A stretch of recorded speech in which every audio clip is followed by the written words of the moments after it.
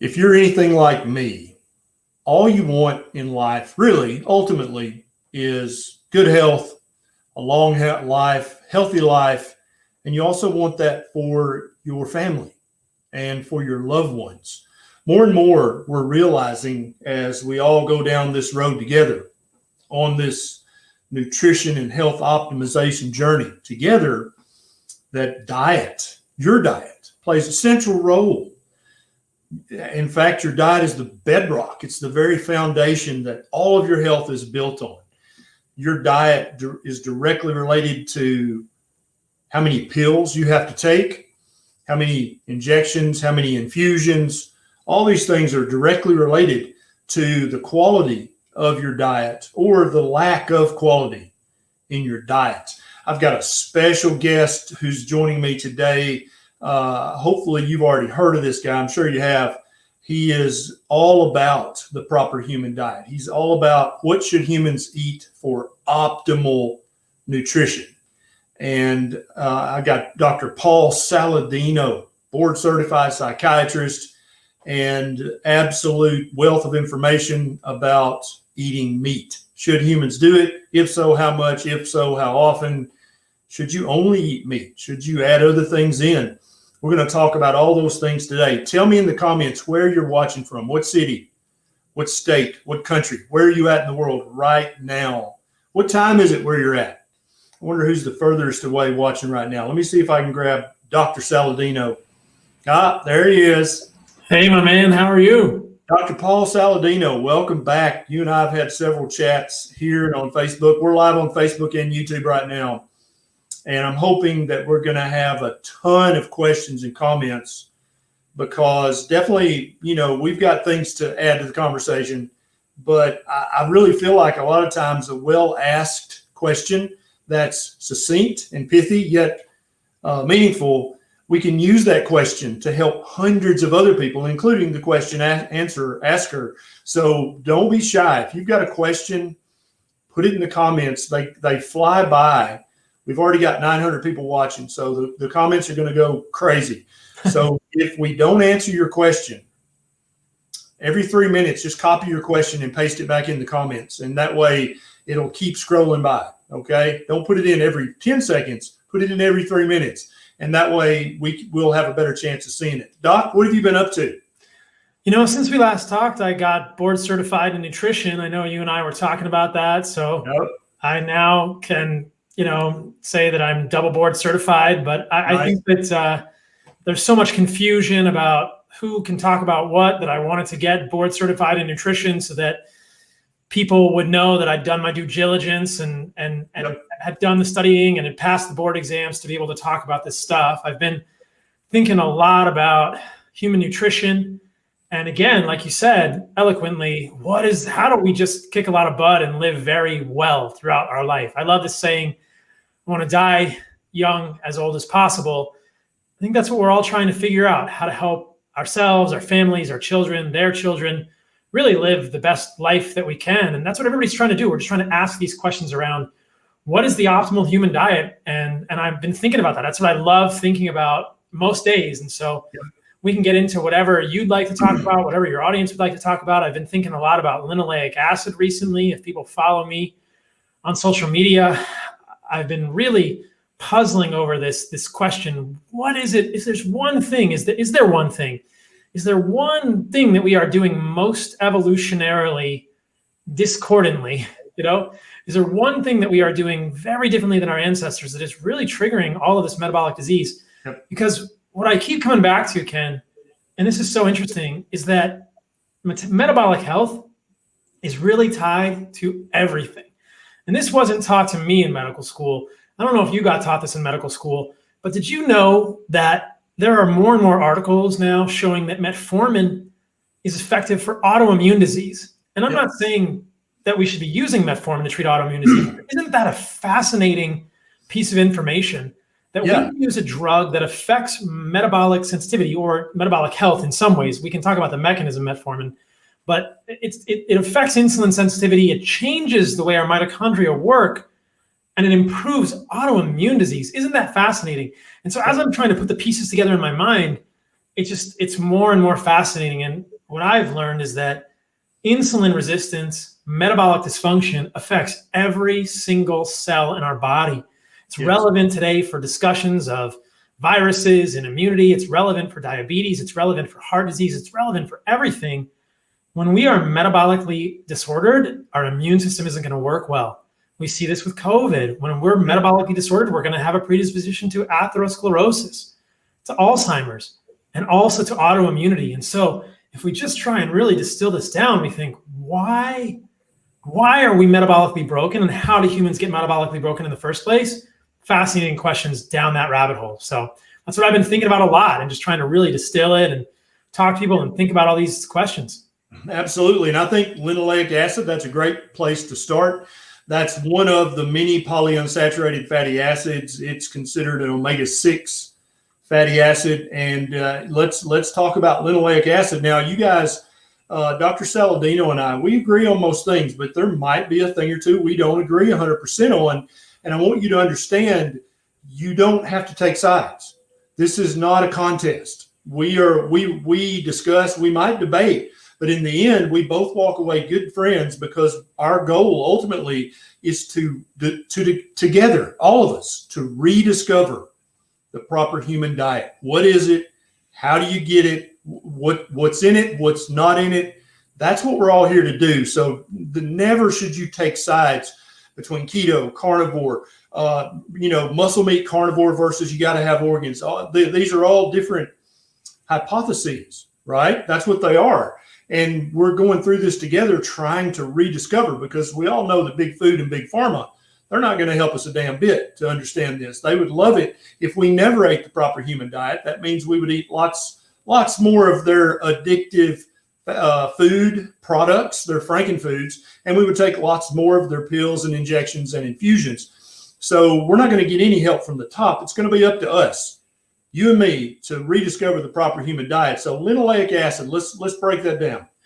Yeah, so I love it when you talk about that, Ken. I remember one of the first podcasts we did on my podcast, we talked about how you thought it's going to be a grassroots movement, and I agree with you. I just don't think, I so appreciate the work that Nina Teicholz is doing, and everyone is doing at the governmental level. But let's just start with this, actually.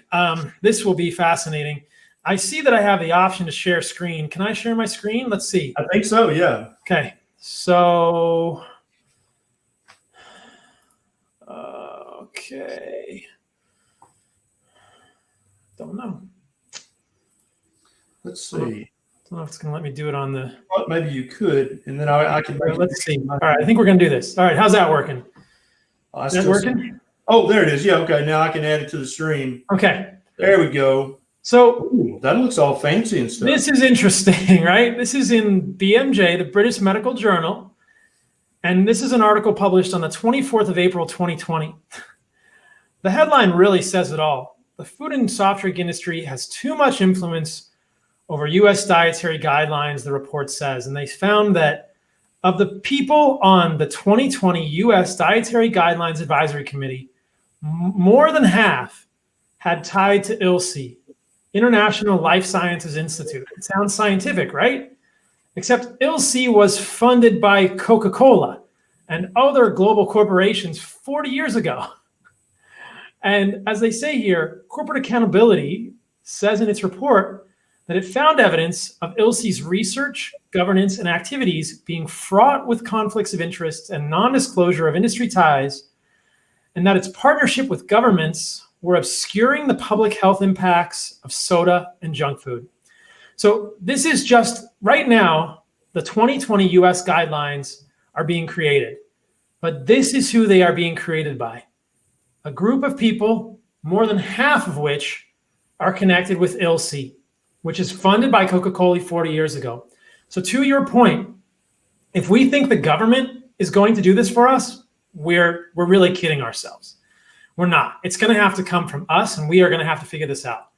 I thought that was strikingly scary.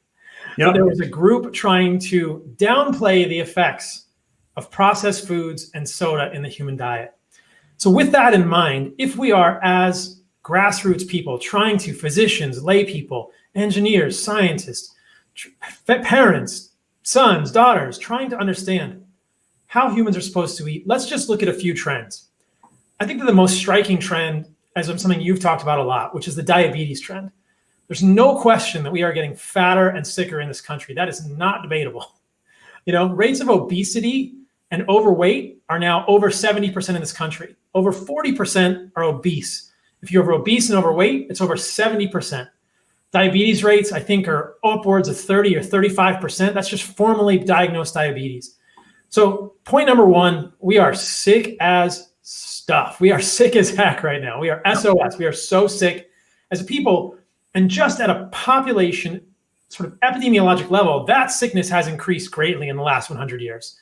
So as detectives, we can start there and say something is making us sick, or some things compounded are making us sick.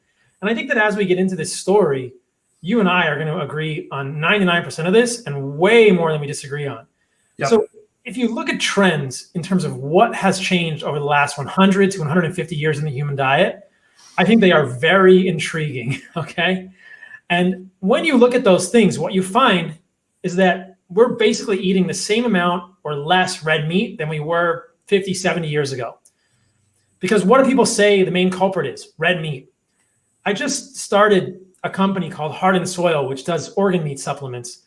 And we get emails from people asking questions. And I can't tell you how often I get emails that say, I got one the other day. I'm in the hospital for diverticulitis.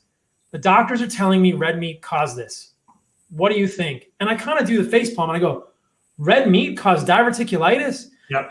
And I get a string of these emails. People say, I'm in the hospital with lupus. My doctors are telling me to eat less red meat. I'm in the hospital with Sjogren's. I'm in the hospital with Crohn's disease. I'm in the hospital with eczema or asthma. It's just like red meat has become the villain.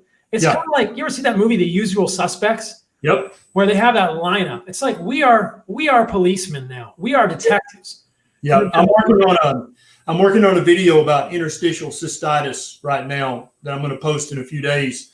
It's all about inflammation. It's all about hyperinsulinemia. That's literally what's causing this. And then irritants in your diet. That's literally 100% of what's causing this. And so I go to the Interstitial Cystitis Society Foundation, whatever. Absolutely avoid red meat, avoid saturated fat, minimize salt intake. I'm like, based on what? And you go and look at the IC research, and there's not a mention of any of that in any meaningful research whatsoever. And so basically they're like, oh, do this, avoid that. Oh, and also here are the American Heart Association dietary guidelines. And it's like, yeah, but that has nothing to do with interstitial cystitis. And it's that way with every condition that I researched to make a YouTube video about. It's like, gout. Oh, it's red meat, saturated fat, and too much salt. It's like, what the hell? Where did you get that from? And I love on my YouTube video about gout, I've got a woodcut back from hundreds of years ago of this fat guy sitting at his table, and he's got a huge gout flare up, and like they painted it as a dragon attacking his foot because that's how bad it hurts. And he's sitting there drinking a glass of wine, eating some grapes and a peach. And I'm like, that is perfect. That is literally everything: obesity, alcohol, and lots of fructose. That's literally what causes gout flare-ups. But and the Gout Society, they'll have that woodcut, but then they'll say, avoid red meat and saturated fat and cut back on salt, because we have no research to prove that, but we thought we'd just say it. It's unreal, Ken. And so I feel like we're the detectives, and you have the lineup. You have 6 criminals. And we're sitting, it's you and me and like 5 other doctors, and the other doctors are all pointing at red meat and saturated fat as a criminal. They're going, that guy's guilty. And we're looking at them going, we think this other guy is the one that committed the crime.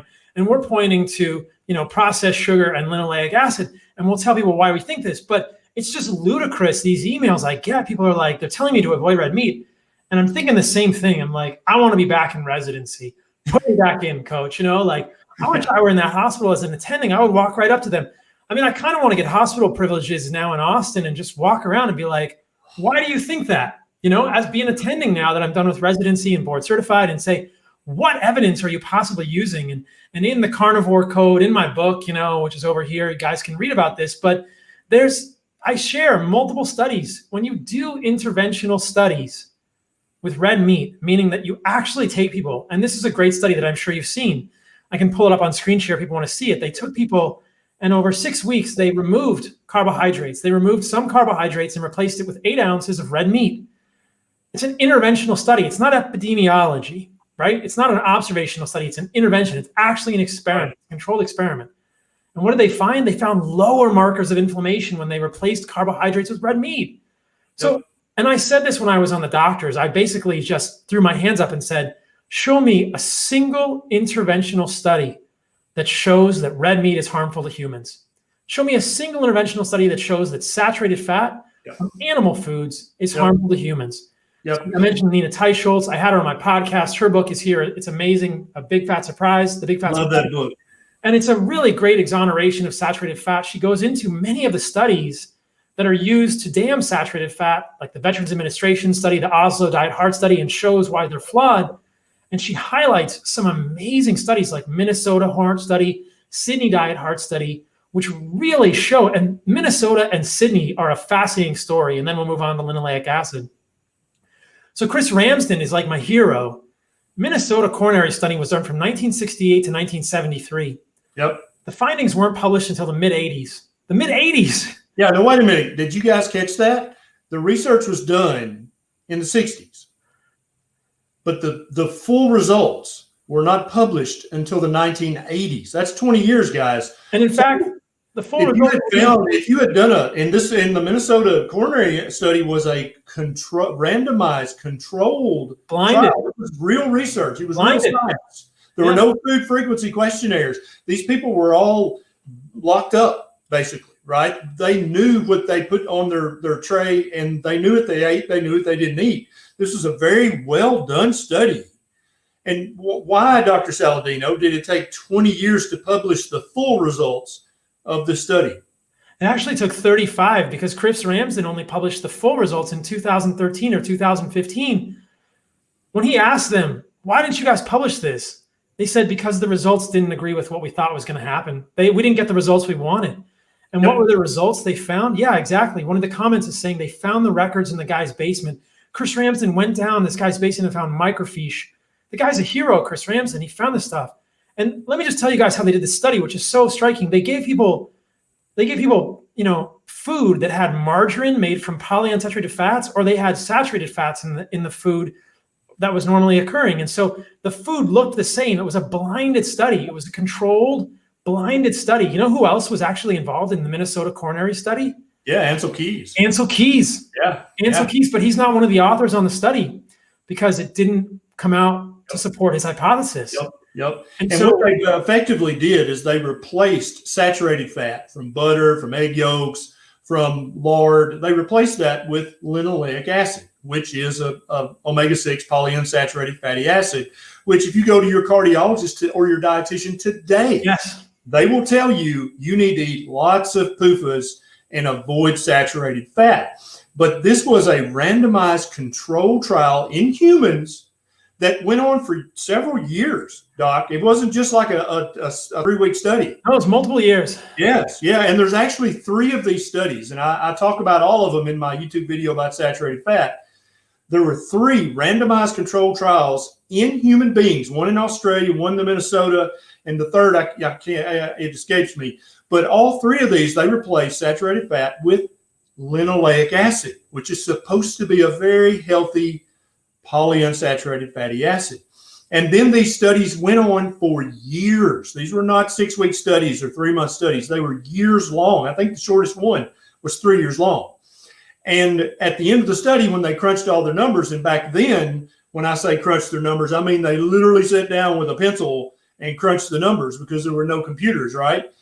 They found out that the people who ate saturated fats actually lived longer, had fewer coronary events, had less coronary artery calcification, had less cancer, had less all-cause mortality, which means they died less if they were eating saturated fat versus polyunsaturated fat, the linoleic acid. And so again, let me repeat this because it's very important. These were randomized controlled trials in humans that went on for years, and they had like thousands of subjects in a couple of them, and they were huge studies and were very well done studies, and they absolutely proved that linoleic acid is dangerous for human beings, and you should avoid it. 8,000 people in the Minnesota coronary study, I think 3,000 to 4,000 in Sydney, the same results. And if you look at the studies that are leveled by people on the other side, like the VA, the LA VA Veterans Study, this is what's so crazy about scientific research. The control group that didn't, so the group that got more saturated fat in the LA Veterans Study had twice as many smokers. And in Oslo, the control group got a margarine with saturated fat in it that was made from trans fats. And so it's just like, wait a minute, but these are the studies that the proponents of polyunsaturated fats will levy against Minnesota and Sydney. And you say, wait, what is going on here? But you know what, Ken, you're absolutely right. The reason that saturated fat is having such a troublesome time being exonerated is because of the LDL hypothesis and this really, really hard, ensconced notion in our brains that anything that we do in our diet that raises LDL is bad for humans. But I'm sure you saw this study in the Journal of the American College of Cardiology in June of 2020. There was a consensus statement, and I can pull it up. It was amazing. They said the cardiologist that wrote this study in the preeminent, if not one of the preeminent cardiology journals, said, we don't understand why saturated fat is still vilified. It's clearly been shown to not be harmful to humans. We don't understand this. Their language was like, despite a mountain of evidence to the contrary, saturated fat continues to be associated with problems. And the funny thing about that article was that they just couldn't rectify the cognitive dissonance. They said, well, we still know it raises LDL, so we don't know about that, but it's clearly not been shown to be harmful to humans. This is in the Journal of the American College of Cardiology in June of 2020. And I want to ask everybody that watches this video or is watching it now, how many news stories did you hear about that landmark decision opinion paper in the Journal of the American College of Cardiology in 2020, exonerating saturated fat? There wasn't any new research. They were re-examining the research and saying, saturated fat is not bad for humans. Yep. You know what I've found over and over, and this is just so simple, it's beautiful. If we can understand what humans have done for 4 million years of human evolution, in the carnivore code, I talk a lot about these kind of ancestral anthropologic findings, where we've come from as humans. If we do things that are similar to what our ancestors did 50 or 100,000 years ago, we really thrive. Our genetics haven't changed that much. Right. I don't think that changed at all in the last 10,000 years. I don't think that changed a bit. Yeah. But our diet certainly has changed, starting about 12 to 15,000 years ago. Yes. Our diet changed markedly. And I'm so glad you brought up the past, because a lot of people think that, that's just Dr. Saladino's opinion, Dr. Berry's opinion. But Saladino's a lot like me. He doesn't just keep his nose down in his trench. He loves to look up and look over at his neighbor's work, because once you graduate, it's an open book test. We get to look at everything. And that's why I've got multiple textbooks back here about paleoanthropology. Those are my favorites. Paleoanthropology. That is so important. And it's a known fact in paleoanthropological circles that human beings have eaten as much fatty meat as they could get their hands on for hundreds of thousands of years. That is the food that we went for. That's the food we would risk our life for. Meat and organs too, right? So if our optimal diet was just eating plants, why in the world would we make spears and arrows and big rocks and chase down these 2-ton animals and kill them? If plants are the most optimal diet for human beings, we would have never done that. That would be foolish to do that. And but plants we did it routinely, and we can look at the stable isotope analysis of bones, of teeth. If there's a little bit of cartilage or connective tissue left, we can look at that. Whether the person died 1,000 years ago or 500,000 years ago, we can look at that information, and we can tell from the carbon and the nitrogen and the strontium, we can tell very, very easily how much meat they ate. And it was as much as they could get their hands on, just to sum it up. And then organs too, right? So I think that if we look at the way indigenous people consume meat, if we look at anthropologic reports, if we look at, whether it's, George Mann's research with the Maasai, whether it's people looking at the Tukasinta or the Tokelau Islanders or the Katavans or the Hadza or the Ikung or the San, or any of these groups, what we find is that they treasure the organ meats. And so liver and heart and kidney and spleen, and Willem Stephenson with the Inuit. I mean, he said they used to give the kids kidney like it was candy. And there's a quote from Weston Price that I talk about in the book, and that we talk about, on the Heart and Soil website, just that Weston Price found that in the Nuer tribe in Africa, they treated liver as sacred. It couldn't be touched by human hands. And so the organ meats were so crucial for humans. It's so important that we get these in our diet too. So I see a question here. What should I do about prediabetes? We are going to tell you we are headed straight there. So, Aaron's obviously he's new to this way of thinking. And so we're going to help Aaron understand. He's been recently diagnosed with prediabetes. What's causing that, Doc, and what should he do? So this is where I would go with that. All right. So we've drawn the picture. Humans have been eating meat and organs for our entire evolution. What is new about what we've done in the last 12,000 years? But even different than that, let's just think about the last 100 years. In my opinion, and I'll be curious to get your take on this, the single biggest change that we've made in the last 100 years is this, and I'll show you, is this. So can you pull this one up? There you go. So look at the increase in adipose tissue linoleic acid of U.S. adults in the last half century. This is the last 50 years. Over the last half century in the United States, dietary linoleic acid intake has greatly increased as dietary fat sources have shifted toward polyunsaturated seed oils, such as soybean oil, corn oil, canola oil, peanuts, soy, safflower, sunflower. Our results indicate that adipose tissue linoleic acid has increased 136% over the last half century, and that this increase is highly correlated with an increase in the dietary linoleic acid intake over the same period of time. Yeah. So and I think it's really important, Doc, to make this very clear. A lot of people think, if I cook in canola oil, that's very high in omega-6 polyunsaturated fatty acids. But I'm just going to burn that off. But people need to understand very specifically, these fats get incorporated into the tissues of your body. It's just like the video I just made about the non-nutrient amino acids. They actually get incorporated into your proteins and change the shape of your proteins. So when you're eating a diet that's high in omega-6 polyunsaturated fatty acids, that's actually getting incorporated into the cells of your body. Every cell in your body has a cell membrane, right? We don't have cell walls because we're not plants, but every cell has a cell membrane that is a phospholipid bilayer. Phospholipid, right? And when you're eating a high percentage of the wrong fats, those fats actually become part of your cell membranes. And I think on Twitter, I've been having a lot of big fights with vegans lately. And I said, has anybody noticed that since they've been fatty meat, heavy keto, or carnivore, that they can stay in the sun longer without burning? And hundreds and hundreds and hundreds of people would say, yes, yes, yes.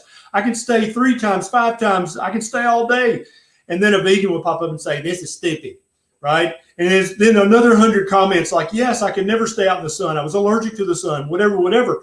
But I don't know if we even know this for a fact yet, Doc, but I think it's because when you're eating a carnivore diet, your intake of the omega-6 polyunsaturated fatty acids is so much lower, and you're eating so many other good healthy fats that you're actually making your cell membranes out of the proper fats. What do you think about that? So humans are monogastric animals, and this is a really important distinction. Ruminants like cows and deer and sheep have this very interesting biochemical ability to take polyunsaturated fats in their diet and turn them into saturated fats. When humans or chickens or turkey or pork eat polyunsaturated fats, we store it. We can't turn it into saturated fat. And if you look at the way our body makes fats, we make saturated fat, and then we use an enzyme called SCD1, stearoyl-CoA desaturase 1, to turn stearic acid, or generally palmitic acid, into palmitoleic acid, which is a monounsaturated fat. So our fat is mostly composed of saturated fat and monounsaturated fat. A ruminant's fat is mostly composed of saturated fat and monounsaturated fat. It's about 50-50 depending on the type of ruminant fat you are eating. And we'll get into different types of saturated fat in tissues because I think they're very interesting from a signaling perspective as well. But if you eat a lot of polyunsaturated fat, you can enrich your fat, like that first paper I showed, with polyunsaturated fat. Yep. And it's even been shown it gets into a breastfeeding mother's breast milk. Yep. Even been shown. And so you actually, before a baby ever takes their first bite of food, they're already getting too many omega-6 fatty acids from their mother's breast milk if she's eating an improper diet. I had a conversation with my friend Tommy Wood, who's a neonatologist at the University of Washington recently, and he's really interested in this issue because I can show you a paper in babies. When they get too much linoleic acid in breast milk, it prevents the proper accumulation of DHA and arachidonic acid in their brain. Huge deal. Critical for infant brain development. Huge. Right.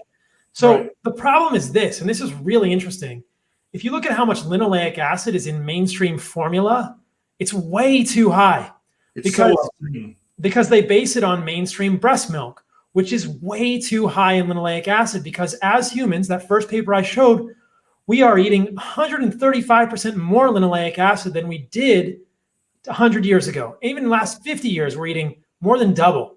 135% more linoleic acid. That goes into the breast milk. It affects the way babies' brains develop. It also gets stuck in our cell membranes. Every cell in your body. Immune cells, liver cells, muscle cells, fat cells. We're going to talk a lot about fat cells because I have this very interesting way of thinking about insulin resistance and metabolic dysfunction that starts with our visceral adipose tissue. But I want to talk about what you were alluding to. I want to talk about the way that linoleic acid gets incorporated into LDL particles. So these are not cells of our body, but they have a lipid monolayer. So you guys will all know, I talk about this in my book, The Carnivore Code as well. LDL is a lipid monolayer. It's a balloon full of cholesterol and triglycerides. It has a bunch of proteins in the lipid monolayer, ApoA, ApoB 100, maybe not ApoA. It has ApoC3, ApoE. It has a bunch of identifying proteins in the lipid monolayer. And when we eat more when we eat more linoleic acid, our LDL gets enriched in linoleic acid, just like the cells of our body get enriched in linoleic acid, because how do we make LDL?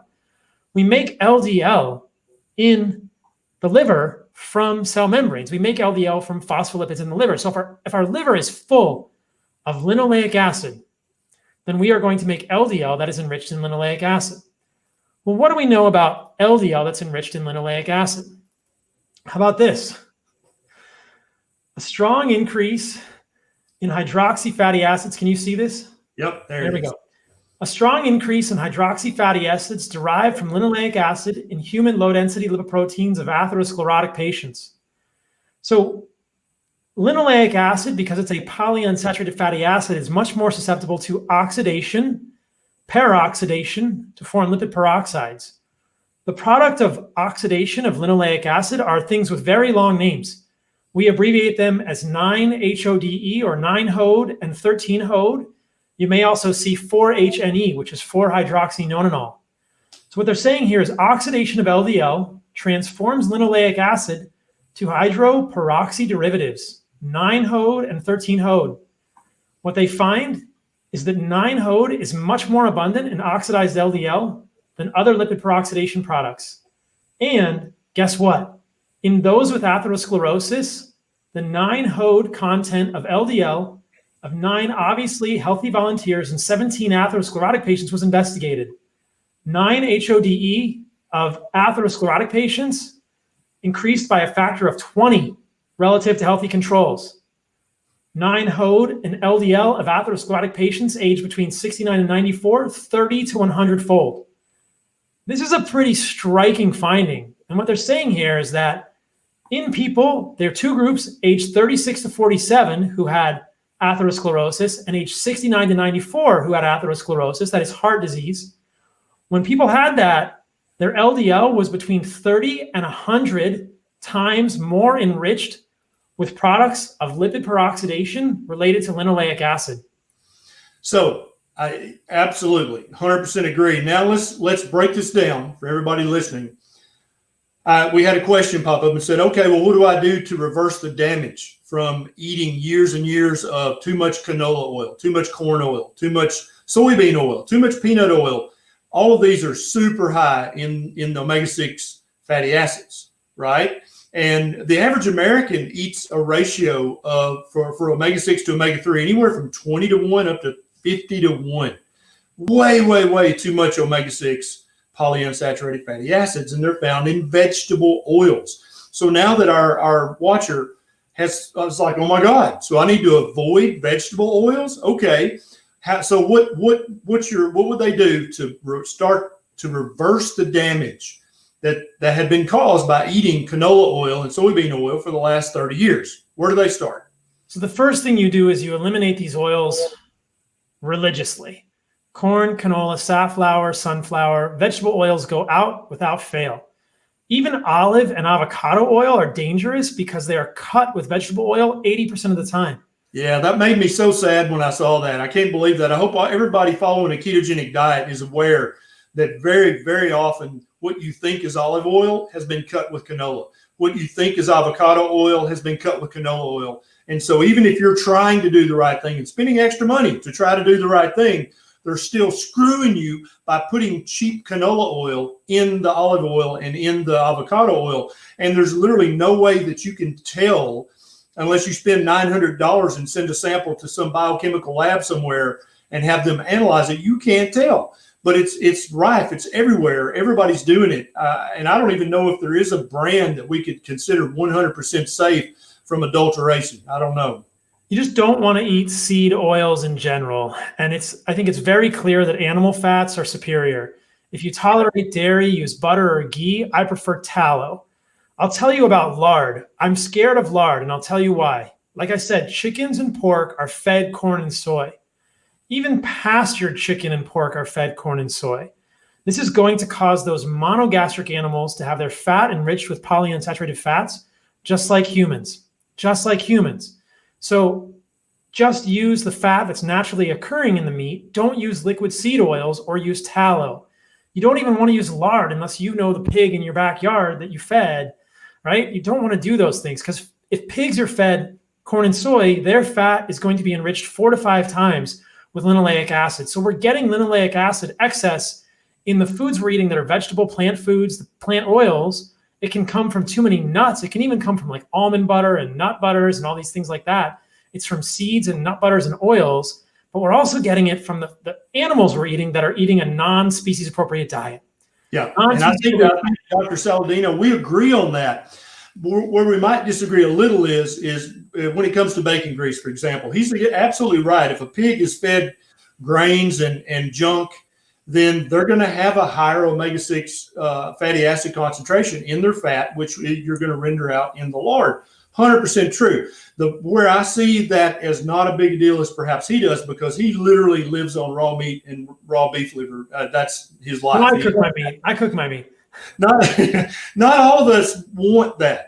And so in my estimation, the bacon grease from the worst fed hog on the planet is still 100 times healthier than a bottle of Wesson canola oil.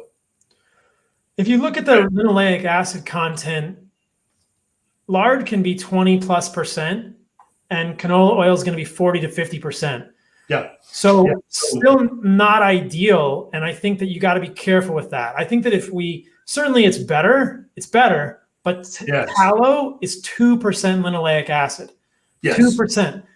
Ruminant fat is 2% linoleic acid. If you look at the diets of hunter-gatherers, they get 2 to 3% of their calories from linoleic acid. Free-living humans in 2020, 10 to 15% of our calories from linoleic acid. Yeah. Really what I recommend that people do is get what's called an omega check or a red blood cell fatty acid analysis. You can see the amount of linoleic acid in your red blood cells. You can see the percentage. And I want to see that less than 18%. That number might not mean a whole lot till you look at your red blood cells. But I've had patients on carnivore diets or animal-based diets, they're eating a lot of pork, and they go high into the 20s. They get a lot of linoleic acid.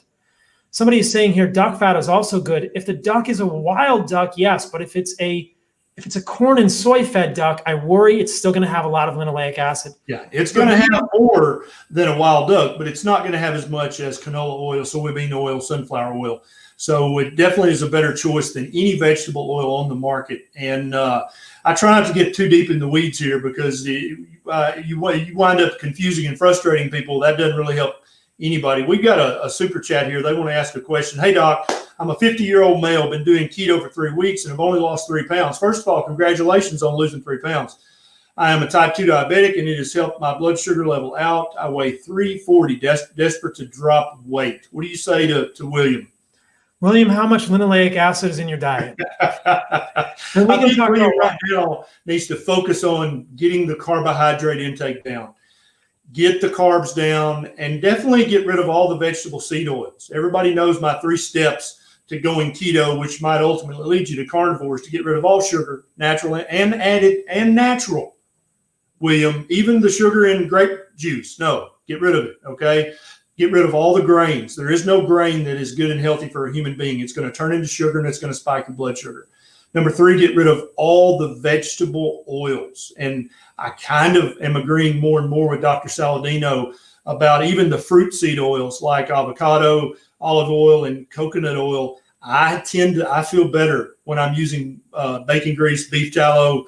I love duck fat. If we can get our hands on it, we use bison tallow. I just feel better when I'm cooking with those kind of fats and eating those kinds of fats. Get rid of all of the vegetable seed oils for sure, and maybe all plant-based oils altogether, William. But you got to get your carbohydrate intake down to 20 total grams a day right now. That's the biggest, and then get rid of the step 1, 2, and 3, all the vegetable oils. Doing that is going to help you get so much healthier. You're going to start to get healthier before you even lose any meaningful amount of weight. That's the important thing to understand, William, is I don't want you to be 340. Yeah, definitely. But what I really don't want you to do is die of heart attack, right? Because that sucks at any weight and at any age. I don't want that to happen. So you got to do step 1, 2, and 3. Go watch my Keto 101 playlist if you want to be keto. Go watch my Carnivore 101 playlist if you want to be carnivore. Read Dr. Saladino's book. That's how you're going to completely reverse and get rid of your type 2 diabetes, and you're going to lose a shit ton of weight. Bonus, no extra charge. What would you add, Doc? I agree with you completely. I think there's a really interesting point here that I'll try and highlight. In the setting of metabolic dysfunction, carbohydrates fan the flames like crazy. And we can talk about why. And this is so interesting. And I think this is one of the reasons that ketogenic diets work so well when people are really metabolically sick. And we can get into this. I don't want to make it too complex for people, but this is what I think happens. And one of the other reasons that linoleic acid is so hard for humans is that polyunsaturated fats in our bloodstream actually serve as signaling molecules. They are lipokines. They are signaling molecules. They're like hormones. And they tell our fat to grow. They especially tell our belly fat inside of the peritoneum, which is called visceral fat, to grow. One of the things we know, and this is fascinating, is that insulin resistance can be caused instantly by an excess in free fatty acids being emitted or released from the visceral adipose tissue. We see this VAT, this adipose tissue within the peritoneum, huge in people with insulin resistance. So this gentleman just asked, what should I do? I would say, number 1, know what your linoleic acid level is at a baseline in your red blood cells. Get your visceral adipose tissue checked. I bet they're both too high. Why is your visceral adipose tissue too high? I believe it's because of excess linoleic acid giving that signal to that visceral adipose tissue to grow. Once the visceral adipose tissue is broken, you add carbohydrates and the fire just goes absolutely crazy. Because what do we know about carbohydrates and insulin signaling? If insulin signaling is broken and you add carbohydrates to the equation, you're going to get the biggest insulin spike you can. Now, I think Dr. Berry and I will agree on this, but I'll offer this and you can reply if you like. I think that some insulin signaling is okay for humans and is healthy. We need insulin to be healthy humans. Definitely. In the setting of metabolic health, a lot of people can eat carbohydrates and are not going to have problems. I've experienced this. I've seen it in my clients and patients. There are many indigenous groups that do not have issues with carbohydrates. But if you are metabolically unwell, if you have prediabetes or diabetes or even an autoimmune disease or any evidence of underlying metabolic dysfunction, okay, eliminating the carbohydrates is going to be a fantastic step. And please consider the fact that there is a second step or an equally important first step, which is understanding that linoleic acid is also driving this metabolic dysfunction and the carbohydrates are adding fuel to the fire. Fuel to the fire. So removing the fuel is good, but also stop the thing that's creating the spark, which in my opinion is linoleic acid, because of the way it affects our visceral adipose tissue and the way it affects our mitochondria at a cellular level. Yep, absolutely. Now, help people understand. I saw a question go by that said, well, what about if the cows and sheep are fed grain? Explain again why the ruminants are able to magically turn that into actually healthy fat. Yeah, so ruminant animals have an enzymatic system. They can turn polyunsaturated fats into saturated fat. So even if you compare grass-fed, grass-finished animals to grain-finished animals, the difference in linoleic acid in the fat is like 1.7 to 2.4%, or I should say 2.4 to 1.7 relatively, respectively. I'm not an advocate for grain-finished meat. If it's all you can get, it's way better than nothing, okay? Yep. Definitely grass-fed, grass-finished is better. Regenerative is a huge thing. I talk about that in my book. That's what we're all about at Heart and Soil. We really only source the organ meats from regenerative farms. I really believe in regenerative agriculture deeply, but don't let your inability to get regenerative meat prevent you from eating good red meat in general. That's what I would say. But there's so many affordable ways to get red meat now. You can get grass-fed, grass-finished ground beef, grass-fed, grass-finished stew meat. A lot of people will say, your diet is $50 a steak. I eat $8 a pound stew meat. I agree. And I'm 100% for people eating the cheapest carnivore they can get their hands on. But if you can afford to do better, it is better to do better. There's no doubt about that. Yeah. Andrew says, I'm losing a ton of weight on carnivore. Congratulations, Andrew. But he's afraid he's going to lose too much. Any thoughts on how he can bulk up, put some muscle on? Well, see, he's saying his carnivore cured his depression, which is amazing. So, Andrew, I would ask you questions about your metabolic health. If you have a fasting insulin that is less than 4 micro IU per ml, a C-peptide that's low, if you have a proper glucose response, if you've worn a CGM, if you have low amounts of linoleic acid in your red blood cells and you don't have a lot of visceral adipose tissue, Dr. Barry may bristle at this, I would consider adding non-toxic sources of carbohydrates back. Now, if you want to gain some fat back, that'd be a great strategy. What I would advise you to do, Andrew, if you want to gain muscle, lift heavy weights. If you want to gain some fat back, then definitely add some carbs back. That'll help you add some fat back on. But I think a lot of people, Doc, fall into this trap. We're so used to seeing people who are overweight or obese in America that a normal-sized human being almost looks freaky to people. And I guarantee you, Andrew's mama is saying, you're too skinny, right? And his girlfriend's like, you're too bony. And it's because we're not used to seeing normal-sized humans anymore. Humans are supposed to be lean and a little muscular, yeah, but not jacked up like Sean Baker. That's not normal. A normal-looking human is very lean with a slender waist, with a little enough muscle to get the job done, but not muscle bound. That's what a normal human looks like. But to so many people, they maybe see 1 or 2 people all day that looks like that. 98% of the people they see are overweight, obese, or morbidly obese. So that comes to look normal to their eyes. And I would say, Andrew, I'd love to know what your height and weight is, because I bet you money I would tell you you're not too skinny. You're probably exactly where you need to be. But congratulations on curing the depression. That's so such a huge deal. I also hope that you're eating nose to tail, Andrew, and getting in some of the organ meats in your diet and stuff. Yes. I think that's a huge thing. If you look at me, my visceral adipose tissue is essentially non-existent. I have a pretty darn good 6-pack. I don't have any real significant fat on my body. I think my body fat is between 7 and 8%. Yeah, and now hold on, Doc. I want you to tell everybody before Doc reveals this. I want you to guess in the comments, how old do you think Dr. Saladino is?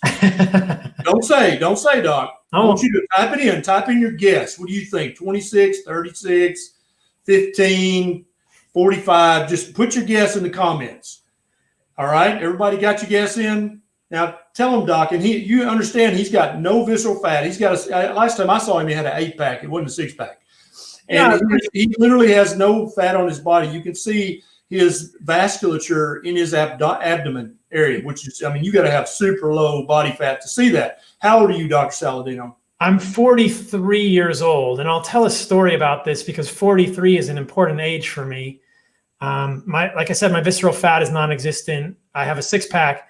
I just want to draw a distinction here. I do think there are there are sources of carbohydrates that are harder or easier for humans. I think that grains are the worst. I agree. 100% agree. Grains are the worst, and legumes are horrible. But I think for some people, they can reincorporate if they're metabolically healthy. I think we can talk about that another day. But so when my dad was 43, he had a heart attack.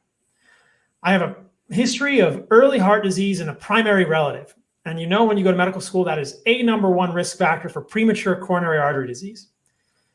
I have had an LDL above 300, an LDL above 300 milligrams per deciliter, with an LDL particle count of greater than 2,000, most recently greater than 3,500 nanomole per liter, for over 2 years, really more like 3 or 4 years. Yep. Anybody want to guess my most recent LDL? 533 milligrams per deciliter. 533. Yeah. And before everyone says, oh my God, I'm never listening to another thing this guy says, we say, we don't believe in the LDL hypothesis. I'm extremely insulin sensitive. You guys want to guess my fasting insulin? Less than 3 micro IU per ml. My C-peptide is 0.43. I wore a CGM. My glycemic variability is incredibly low. My fasting glucose is 74. And my hemoglobin A1C is less than 5. And because my LDL was so high, I did a coronary artery calcium score. It's 0. It's 0. My CAC is 0. Nice. Now, most cardiologists, most cardiac radiologists would say, with an LDL of 533, you should accumulate visible atherosclerosis in 6 months. My LDL has been essentially that high for more than 3 years. Yep. I have no atherosclerosis by CAC score, and a father who had a heart attack at age 43. Yep. So tell me the LDL hypothesis is not flawed.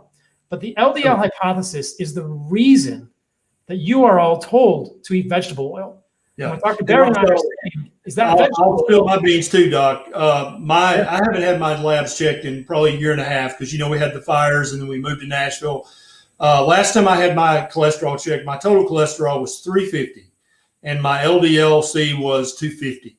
And I need to get back and get it checked again. I'm hoping it's went up since then, but, we can't all be awesome like you. But and neither I nor Dr. Saladino are afraid of having a high LDL. I'm not afraid of that at all. I've got a 9-month-old baby in the house. If I thought for 1 second that having an LDL of 250 was going to make me die prematurely, do you think I'd be doing that? No, I'd be over there with Dr. Greger. I'd be eating my whole grain. I'd be eating my oats every day.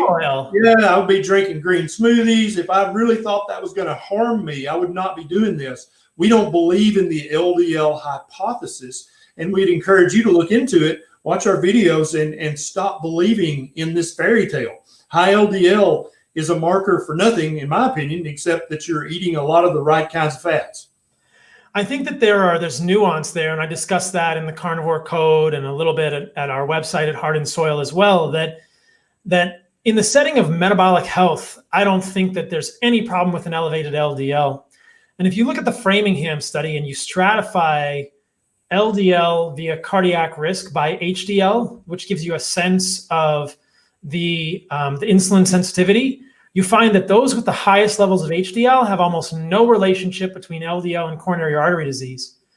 But when the LDL is, when HDL is low, there is a strong association between LDL and coronary artery disease. So I think that an elevated LDL in the setting of insulin resistance or prediabetes is an indicator of insulin resistance and prediabetes, which is probably the big problem in the first place, not the LDL.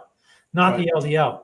And I want to show you guys this one just to kind of drive this point home since we're talking about LDL, if that's all right, Ken. Yeah, let's do it. So this is perhaps the most important study we've come to so far. So we talked about the fact that linoleic acid is super high in humans, that those with atherosclerosis have higher levels of oxidative products in LDL. And here's a study showing that lowering dietary linoleic acid reduces bioactive oxidized linoleic acid metabolites in humans. It's a mouthful, but here are the same bioactive metabolites we saw in the other study. And if you lower the amount of linoleic acid in your diet, these are called OXLAMs, oxidative products of linoleic metabolism. They've been mechanistically linked to pathological conditions ranging from cardiovascular disease to chronic pain or Alzheimer's dementia, or non-alcoholic steatohepatitis, which is called NASH, or non-alcoholic liver disease, NAFLD. These are related to elevated levels of oxidative products of linoleic acid metabolism. These results show that lowering dietary linoleic acid can reduce the synthesis or accumulation of oxidized linoleic acid derivatives that have been implicated in a variety of pathological conditions. How striking is that? Yeah, and that's huge. That's huge. And everybody needs to know that and understand that.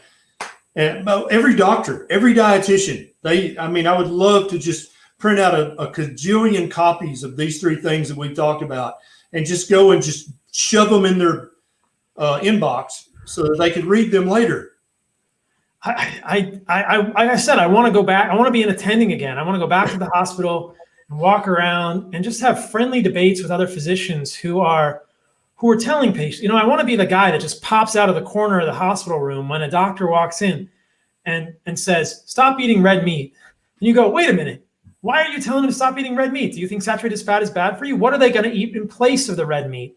Right. As we talked about, what do people eat in place of red meat and animal fat? Processed carbohydrates and vegetable oils.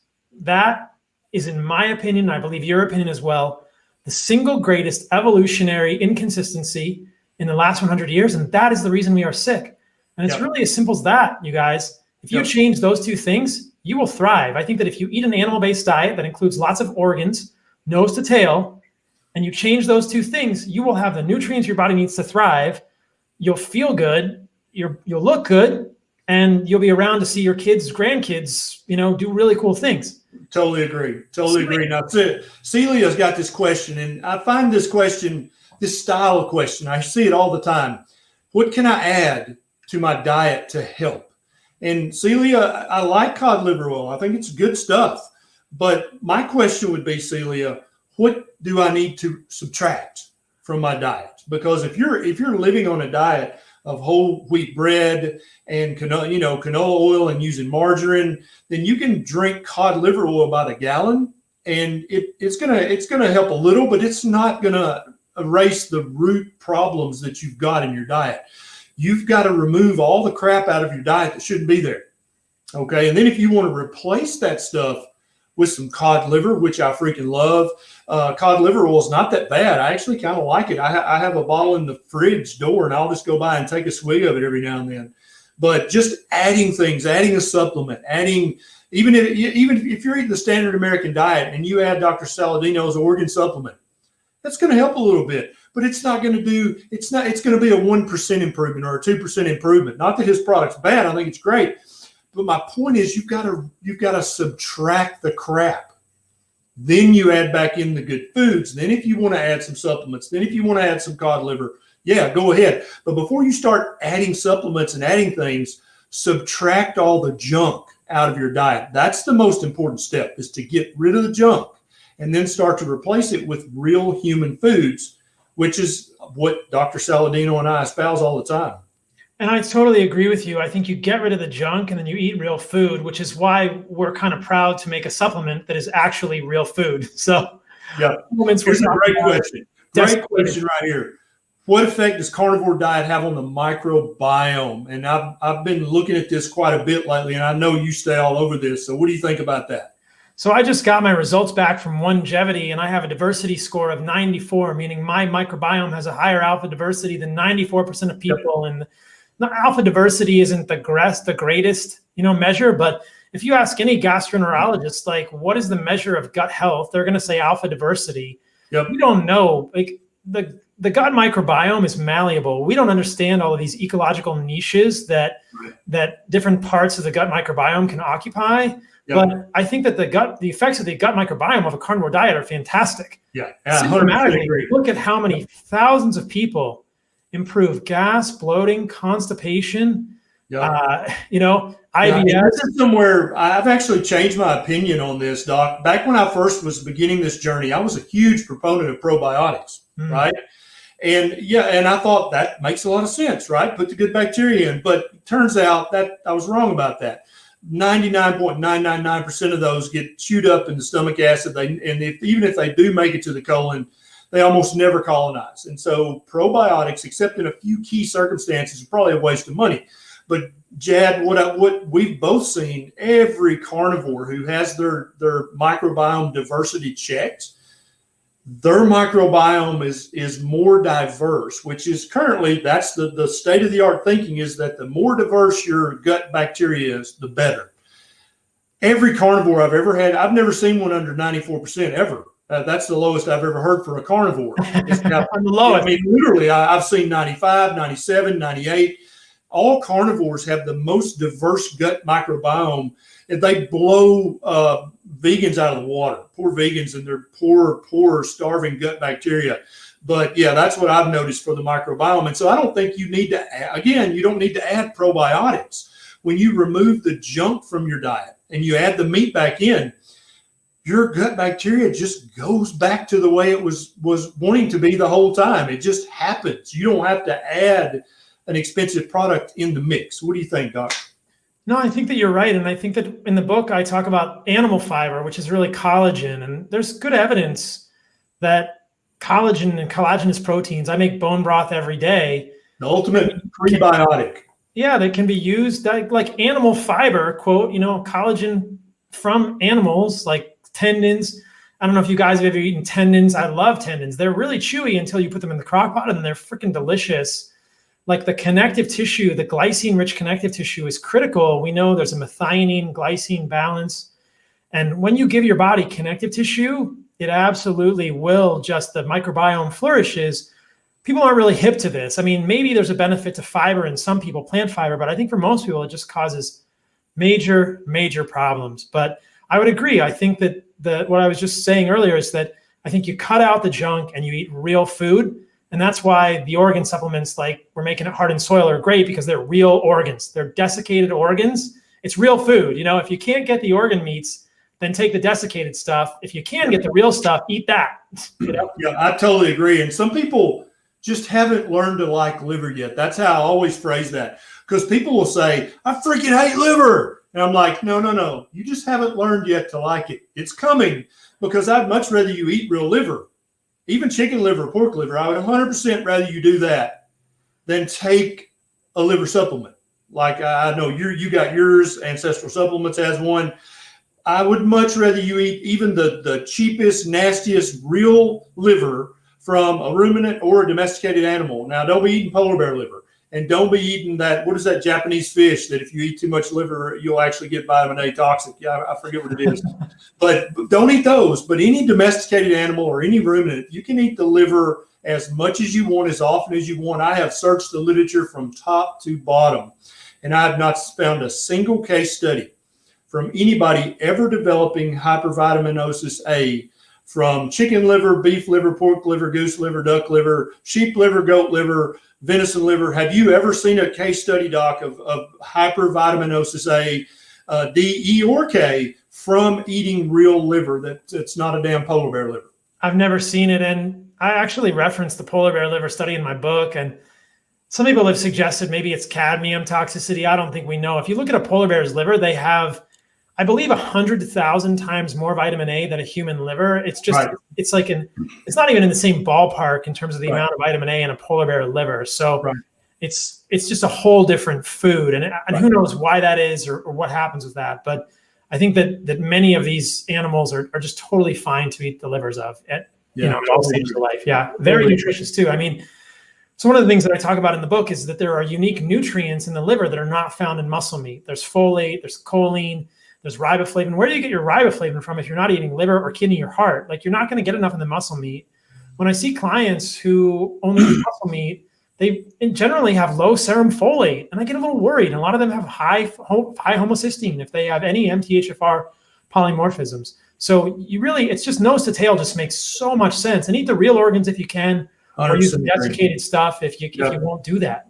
And I'll tell you a great tip. If any of you guys watching this, if you have a hunter in the family, there's your organs right there, okay? Pedro Salas, Nisha's dad, he loves to hunt for bucks, and he loves to hunt wild turkey, and he loves to hunt ducks. And I said, well, what do you do with the heart and liver, Pedro? And he's like, what do you mean? I give it to the coyote. And I was like, oh, hell no. You bring those to me. And so now every time he bags a duck, a wild turkey, a deer, whatever he bags, he brings me the liver and the heart, and sometimes the kidneys too. I keep trying to like kidney. I can't find a way to cook it yet. I'm trying though. But and so if you know a hunter out there, they're throwing the liver and the heart away. I guarantee you they're leaving it for the foxes and the coyotes, 100%. All you got to do is say, bring me that liver. And if you can get them to get the brain out, bring that too, because that's delicious. But most hunters aren't going to go to that trouble, but they will bring you the liver and the heart because they're so easy to harvest.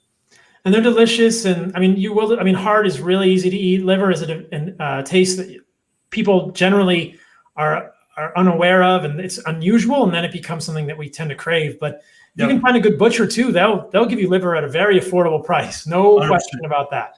100%. And that's why I love the organ meats, is they're super affordable and they're unique nutrients. And 100%. We're only beginning. So at the Heart and Soil website, we've done a lot of research about the peptides and unique nutrients and stuff. It's so interesting. There's peptides in different organs. It's totally fascinating. I mean, liver has hepcidin and LEAP2, and in the bone marrow, there's LL37. In stomach, there's BPC 157. So there are these peptides that are found in the organs, and we're just beginning to understand how peptides found in organ meats affect the human body. We think vitamins and minerals, those are unique, but the peptides are also very unique across all the organ meats. Yep, I totally agree. Doc, we're up on the top of the hour. Tell everybody where they can find you. Remind them again about the new book and your new organ supplements. So the best place to find me these days is at heartandsoilsupplements.com. Got a blog going there. All my podcasts are there, and you can find the carefully crafted, grass-fed, grass-finished organ supplements we're making if you can't eat the fresh organs. I see somebody saying in the comments, don't overcook your liver. It's great. Yeah, I think if you don't overcook your liver, much more palatable. Yep.